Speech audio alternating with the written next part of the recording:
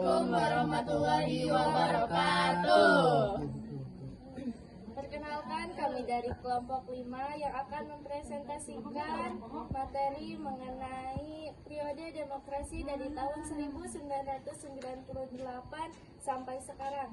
Sebelum memasuki materi, perkenalkan, nama saya Novianti dan rekan saya Sylvia Ramadhani. Saya Rida Oleh Putri. Saya Abdul Rauf. Dalam presentasi kali ini akan dibuka oleh rekan saya kepada Abdul Rauf. Dipersilakan. Baik, kita masuk ke pembukaannya.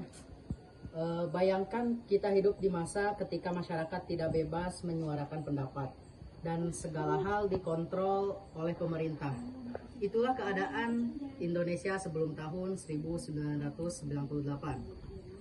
Namun, setelah krisis ekonomi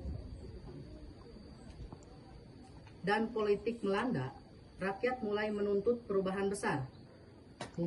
Mereka ingin pemerintahan yang lebih adil, terbuka, dan demokratis.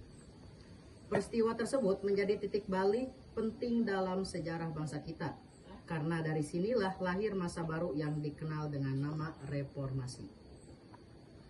Masa reformasi bukan sekadar pergantian pemimpin, tetapi juga perubahan sistem pemerintahan yang memberi rakyat kebebasan berpendapat dan hak untuk memilih pemimpinnya secara langsung. Dalam presentasi ini, kami akan menjelaskan latar belakang terjadinya reformasi, ciri-ciri masa reformasi, dan siapa saja presiden yang memimpin Indonesia sejak tahun 1998 hingga sekarang.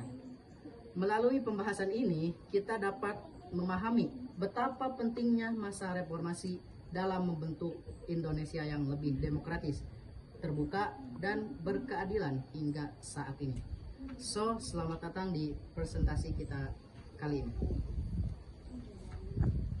Mengenai materi tentang periode demokrasi dari tahun 1998 sampai sekarang akan dijelaskan oleh rekan saya kepada Rida Aulia Putri dan Sylvia Ramadhani. Silakan.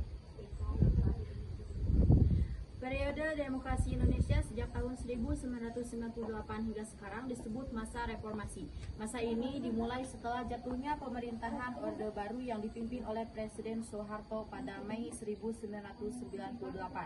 Reformasi muncul sebagai akibat dari krisis ekonomi dan politik yang